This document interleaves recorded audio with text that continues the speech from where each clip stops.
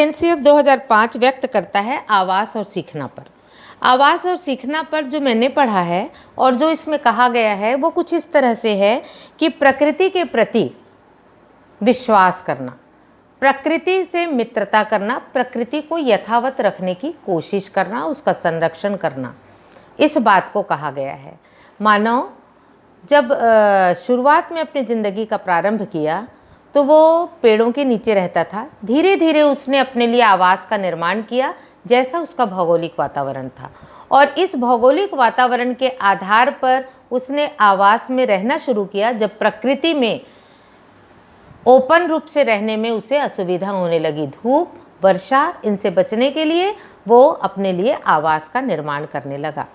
इस तरह से धीरे धीरे उसने प्रकृति का उपयोग करना सीखा, और जब प्रकृति का उपयोग करना सीखा तो अहंकारी मानव ने प्रकृति को नियंत्रित करना शुरू किया, और इस नियंत्रण ने धीरे धीरे प्रकृति के प्रेम से उसको विमुख किया।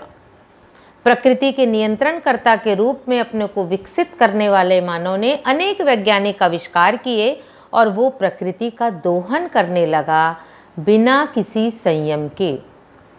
जबकि आवश्यकता है प्रकृति का दोहन, वो कैसा करे? संयम पूर्वक करे, प्रकृति को संरक्षित करते हुए करे, प्रकृति को जीवित रखते हुए करे, और प्रकृति की देखभाल करे।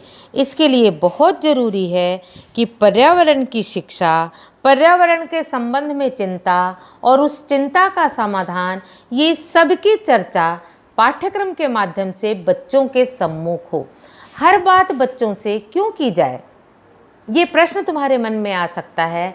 हर प्रकार की सामाजिक समस्याओं की चर्चा बच्चों से होना इसलिए ज़रूरी है कि किशोर वय बच्चा, शिशु बच्चा यदि किसी समस्या को सुनता है तो उसके प्रति चिंतित होता है, और उस चिंतन के साथ, चिंता नहीं, चिंतन करना शुरू करता है उसके प्रति, वो बड़ा होता है। और जब वो इस चिंतन से बड़ा होता है तो उसके मन में एक समाधान आता है, और वो मौलिक होता है। उस समाधान के प्रति उसकी आस्था होती है, और वो उन चीज़ों का पोषण करने लगता है, उन समस्याओं को समाधान की ओर पहुंचाता है।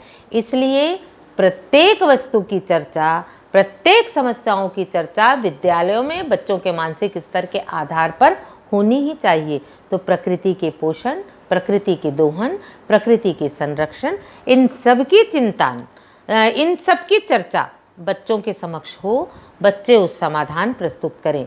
बच्चों के मन में यदि हम ये लाएं कि एसी से हम रूम तो ठंडा करते हैं पर वातावरण को गर्म कर देते हैं, और वातावरण वही है जिसमें हम बाहर निकल कर रहते हैं।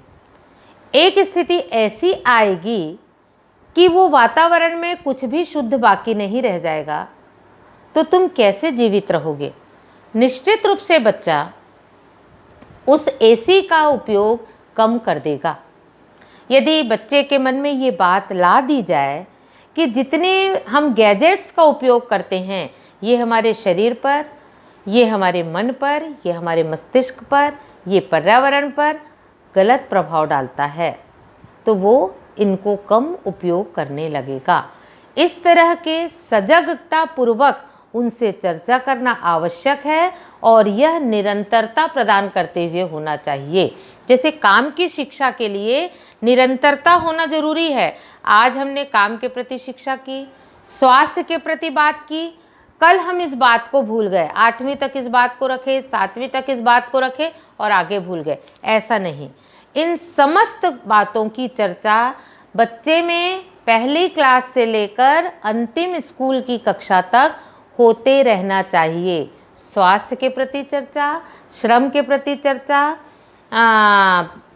कला के प्रति चर्चा, पर्यावरण के प्रति चर्चा, एक समग्र रूप से बच्चों के बौद्धिक स्तर के हिसाब से वर्कशॉप मोड में हो, प्रतियोगिता के मोड में हो, निरंतर होते रहना चाहिए। इससे बच्चा इन सब के बारे में अपने एक स्पष्ट विचार के साथ बड़ा होगा और समाज को एक विवेकशील नागरिक प्राप्त होगा। इस तरह से इन सब बातों का पाठ्यक्रम में समावेशन जरूरी है। तो यहाँ पर मेरी बात ये ख़त्म होती है कि NCF 2005 किस प्रकार से पाठ्यक्रम बनाने की बात कहता है। वो केवल रटंत विद्या की बात नहीं करता है, वो काम की भी बात करता है, वो करके सीखने की भी बात करता है। वो बच्चों को केवल सुविधा भोगी बनाकर बौद्धिक पिपासा को शांत करने की बात नहीं कहता, वो आवास और पर्यावरण की भी बात करता है। वो अपने राष्ट्र प्रेम की बात तो करता है, पर वसुधैव कुटुंबकम की भी बात करता है।